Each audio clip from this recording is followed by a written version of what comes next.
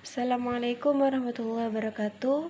Di sini saya akan menyampaikan beberapa materi. Yang pertama, penggunaan kata di.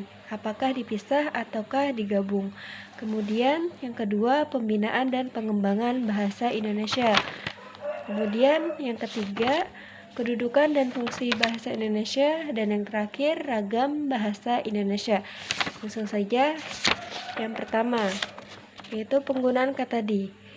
Apakah dipisah ataukah digabung? Nah, jadi di sini di itu ada dua macam.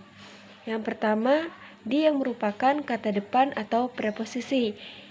Nah, maka di ini harus dipisah. Contohnya, di bawah, di atas, di sana, di sini, di samping, dan sebagainya. Kemudian yang kedua, di yang merupakan kata imbuhan, kata kerja, pasif. Maka di ini haruslah digabung. Contohnya seperti dimakan, diminum, dilihat, diraba, disayang, dan sebagainya. Kemudian pembinaan dan pengembangan bahasa Indonesia. Nah, pembinaan dan pengembangan bahasa Indonesia ini sangat perlu. Karena yaitu yang pertama, masih banyak masyarakat Indonesia yang tidak bisa dipungkiri masih belum mampu memahami serta menggunakan bahasa Indonesia dengan baik dan benar. Kemudian yang kedua, masih banyak masyarakat Indonesia yang merasa malu dan gengsi menggunakan bahasa Indonesia. Bahkan mereka merasa berbangga diri menggunakan bahasa asing. Nah, sebenarnya tidak masalah jika kita ingin belajar bahasa asing. Namun, hanya saja jangan sampai mengurangi kecintaan kita terhadap bahasa Indonesia. Nah, kemudian upaya untuk mengembangkan bahasa Indonesia yaitu diantaranya yang pertama, dimulai dari dalam diri kita sendiri dengan cara membiasakan diri menggunakan bahasa Indonesia di kehidupan kita sehari-hari. Kemudian juga mengurangi bahasa gaul dalam kehidupan sehari-hari. Nah, kemudian yang kedua yaitu rasa malu atau gengsi menggunakan bahasa Indonesia. Nah, mengapa harus gengsi? Sedangkan bahasa Indonesia adalah bahasa kebanggaan kita semua. Nah, sedangkan orang-orang di luar sana, orang di luar negeri, mereka banyak yang tertarik ingin belajar bahasa Indonesia.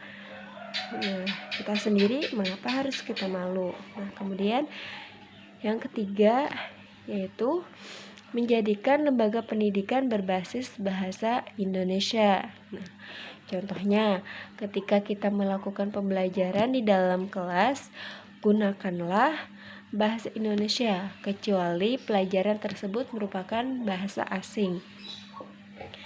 Kemudian yang keempat, menggunakan bahasa Indonesia di forum-forum resmi atau di situasi yang formal. Nah, kemudian yang kelima, mengadakan kegiatan atau penyuluhan bahasa Indonesia. Nah,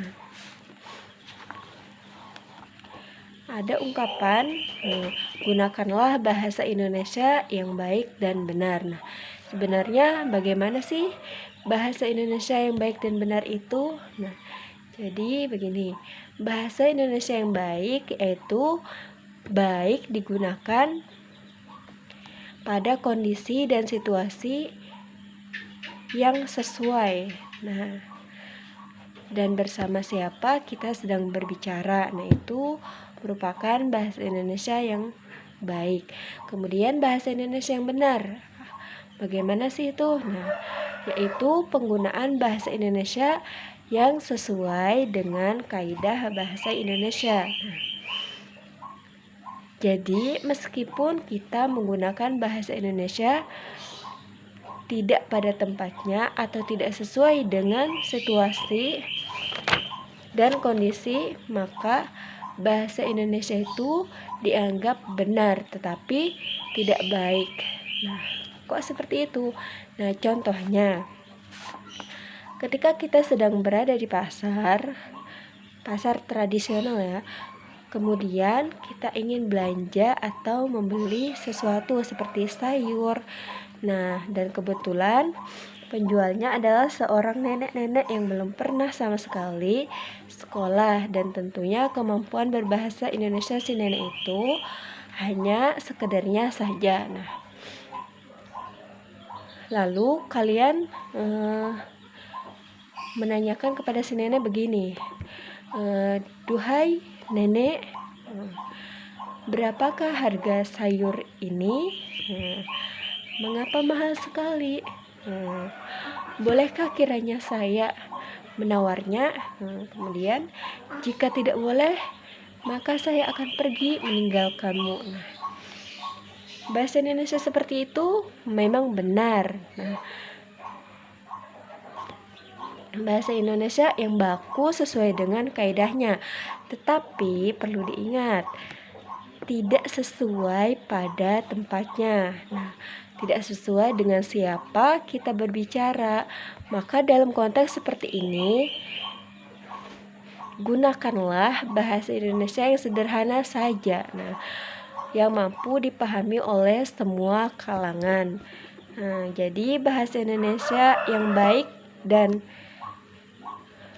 benar itu adalah bahasa yang baik. Nah, dalam artian baik digunakan pada tempatnya dan sesuai dengan siapa kita berbicara. Nah, kemudian benar sesuai dengan kaidah bahasa Indonesia. Nah, kemudian kedudukan dan fungsi bahasa Indonesia. Kedudukan dan fungsi bahasa Indonesia itu terutama di Indonesia ini sangatlah penting ya, karena yaitu bahasa Indonesia itu berfungsi sebagai yang pertama, sebagai lambang kebanggaan bangsa. Nah, jadi kita itu harus merasa bangga dengan bahasa Indonesia. Kemudian yang kedua, sebagai identitas bangsa. Kemudian yang ketiga, sebagai pemersatu bangsa, karena seperti yang kita ketahui kan, Indonesia itu beragam macam yang ada di Indonesia ini, seperti suku, budaya, bahasa. Nah, bahasa Indonesia itu merupakan sebagai pemersatu bangsa kita, yaitu bangsa Indonesia. Nah, kemudian kita masuk ke pembahasan terakhir, yaitu ragam bahasa Indonesia. Ragam bahasa Indonesia yaitu adalah variasi bahasa menurut pemakaian yang berbeda-beda, kemudian menurut topik yang dibicarakan, menurut hubungan bicara, kemudian orang yang dibicarakan, serta menurut medium pembicara. Nah, Indonesia merupakan negara yang besar, negara yang kaya dalam artian budaya dan bahasa, kaya dalam budaya dan bahasa. Tentunya bahasa Indonesia digunakan berbeda-beda. Nah, disitulah fungsi bahasa Indonesia sebagai pemersatu bangsa. Jadi mempersatukan bangsa Indonesia. Nah, selain berbagai macam bahasa daerah, bahasa Indonesia sendiri juga memiliki ragamnya. Nah, contohnya, ketika kita berbicara dengan seorang dokter, tentunya kita akan menemui istilah-istilah kedokteran yang mungkin kita masih tabu mendengarnya. Nah, begitu juga dengan saat kita berbicara dengan ahli hukum, pengamat ekonomi, jurnalis, pengusaha, ahli informatika, dan lain sebagainya. Tentu kita akan menemui istilah-istilah yang sesuai dengan profesi mereka. Nah, pada umumnya, pemakaian bahasa Indonesia itu sendiri tergolong menjadi dua macam, yaitu yang pertama, penggunaan bahasa Indonesia yang baku. Nah, kemudian yang kedua, penggunaan bahasa Indonesia yang tidak baku. Nah, yang pertama yaitu penggunaan bahasa Indonesia yang baku. ini digunakan ketika kita di situasi yang formal, resmi, seperti saat kita berpidato, saat upacara atau rapat, dan saat mengajar di dalam kelas dan lain sebagainya. Nah, kemudian sedangkan penggunaan bahasa Indonesia yang tidak baku digunakan ketika bersama, misalnya teman-teman kita di kehidupan kita sehari-hari, kemudian di rumah, di jalan, dan lain sebagainya. Yang jelas di situasi yang tidak resmi. Nah, kemudian ditinjau dari media atau sarana. Ragam bahasa Indonesia itu sendiri terdiri dari dua macam, yaitu lisan dan tulisan. Yang pertama, ragam lisan itu sendiri merupakan ragam bahasa yang diungkapkan melalui lisan. Jadi kita berbicara dan terikat oleh ruang dan waktu. Nah, sehingga situasi dan kondisi pengungkapan dapat membantu pemahaman. Nah, bahasa lisan ini lebih ekspresif, jadi mengungkapkan perasaan kita ya. Kemudian, di mana mimik, intonasi, dan gerakan tubuh ini dapat bercampur menjadi satu untuk mendukung komunikasi yang dilakukan bersama mitra tutur atau lawan bicaranya. Nah, kemudian sedangkan ragam tulisan merupakan ragam bahasa yang pemakaiannya itu melalui media tulisan. Dan pemakaian melalui tulisan ini tidak terikat dengan ruang dan waktu. Nah, sehingga diperlukan kelengkapan struktur agar dapat dipahami dengan mudah dan benar. Nah, mungkin ini saja yang bisa saya sampaikan mengenai materi tadi, mengenai penggunaan kata di, kemudian pembinaan dan pengembangan bahasa Indonesia, kemudian kedudukan dan fungsi bahasa Indonesia, dan yang terakhir ini yaitu ragam bahasa Indonesia. Mungkin itu saja, salah hilapnya mohon maaf. Wassalamualaikum warahmatullahi wabarakatuh.